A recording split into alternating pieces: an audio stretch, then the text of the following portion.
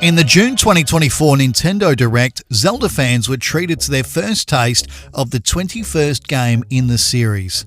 A brand new 2D top-down Zelda game featuring Princess Zelda as the main playable protagonist. This was huge, and since that time, we've had two more trailers, each detailing new gameplay mechanics, showcasing the various areas and races featuring in this iteration of Hyrule, and teasing what I'm expecting to be an incredible story.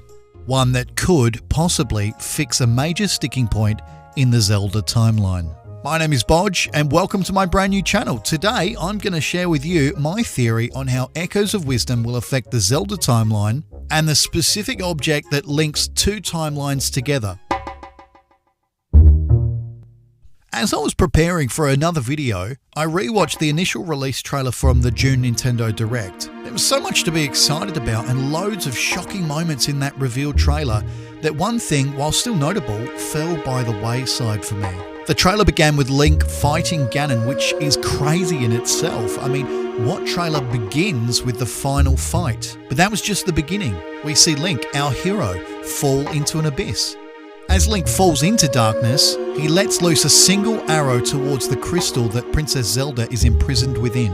As Link disappears into the void, the crystal fractures and breaks, releasing Princess Zelda. The princess escapes danger as the large rift opens wider and wider. The next scene we see is our princess walking out to the edge of a plateau. As we marvel at the brand new Hyrule we'll be exploring, the title is revealed to us. The Legend of Zelda, Echoes of Wisdom. Series producer Eiji Aonuma then graces us with his presence to tell us more about the gameplay mechanics and this new world of Hyrule. But let's stop there. How is it that all of these rifts are opening up one after another and after Ganon has been defeated? It's something I spent a long time thinking about. Was this a last-ditch effort by a dying Ganon to destroy his nemesis and all of Hyrule? Did Ganon cause an accidental catastrophe by simply dropping the trident after he was slain by Link? Or was it something more interesting? I wonder, could the trident itself be sentient in some way and have the power to destroy? This wouldn't be the first time in the Zelda series that a seemingly inanimate object has a will of its own. Majora's Mask was an artifact with immense, terrifying power that could consume a person and subdue them into doing its bidding. Could this trident have similar power? Throughout the history of the Zelda series, Ganon has had a variety of weapons, but his most iconic weapon is arguably his trident, which is first seen in A Link to the Past. While thinking about this, I began to think about another game, a game set at the very end of the child timeline, a game where we learn some important lore regarding this particular artifact. Four Swords Adventures. Four Swords Adventures is, in my opinion, an underrated fun adventure. Not only does it borrow many of the assets and music from A Link to the Past, but there's also much of the charm of Wind Waker to be found throughout the game.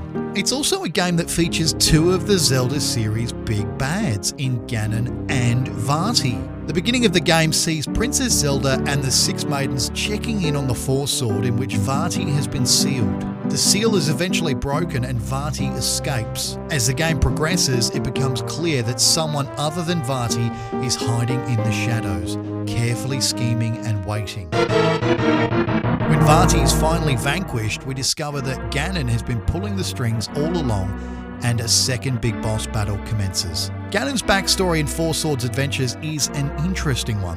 While the story is more or less the same, this is a new incarnation of Ganondorf, who at some point before the game breaks Gerudo lore and enters a forbidden pyramid. There he finds the trident, an evil artifact that beckons to those wishing to dominate and destroy. Etched in an ancient language reads these words: "Seek you the world?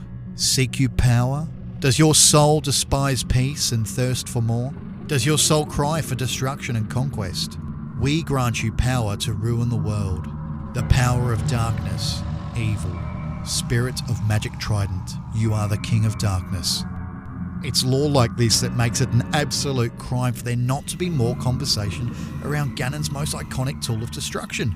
Which brings me to my theory. I don't think that it's a coincidence that Echoes of Wisdom's version of Hyrule is so similar to that of A Link to the Past.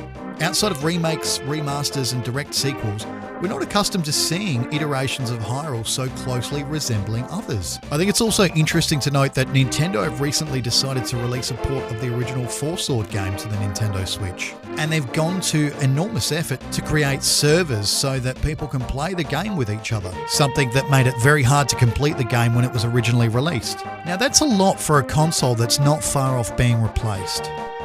My theory is Echoes of Wisdom takes place after Four Swords Adventures and leads into A Link to the Past. Think about it. What if this iteration of Ganon is the same one we fight in Four Swords Adventures? Could this entire game be set not long after Vati's vanquished and Ganon is sealed inside the Four Sword? Is it possible that Vati once again survived and will play a role in Echoes of Wisdom? I, for one, would love to see this happen. But let's take a quick look at some of the other loose ends that Echoes of Wisdom could neatly tie up if this were to be true. Though neither the Zora nor the Gerudo were introduced into the series until A Link to the Past's follow-up game Ocarina of Time, this could be an incredible opportunity for Nintendo to execute a rational excuse for their absence. It is unlikely, but it's an opportunity nonetheless. We may also get some explanation as to why the River Zora are so hostile to Hylians. The conflict we see between the two Zora elders might just be the beginning of a long-standing feud made worse by Princess Zelda, who fails in an attempt to broker a peace deal between them. Alright, maybe that's a bit too Game of Thrones, but the possibilities are endless, that's the point. This could be an incredible way of erasing the Downfall timeline completely and merging two timelines together, attaching A Link to the Past to the child timeline with Echoes of Wisdom being the link between Four Swords Adventures and A Link to the Past.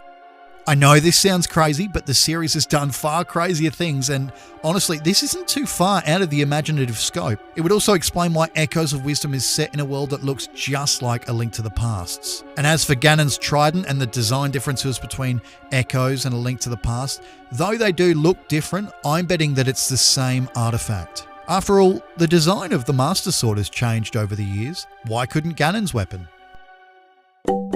So, is Echoes of Wisdom the missing piece of the puzzle? Could the dark version of Link that we saw in the third trailer be similar to Shadow Link, who also appeared in Four Swords Adventures? Will Vati appear and play a role in the game? Are Nintendo removing the much maligned Downfall timeline and connecting A Link to the Past to the end of the child timeline? And would it be so terrible if that was the case? Let me know in the comments below. This is my first video and it took me ages to get it right. If you enjoyed it, I'd really appreciate you letting me know and liking and subscribing. I know this one's a little outlandish, but I'd love to hear your opinions on this theory. Thanks again for watching. My name's Bodge and I'll see you next time. Bye!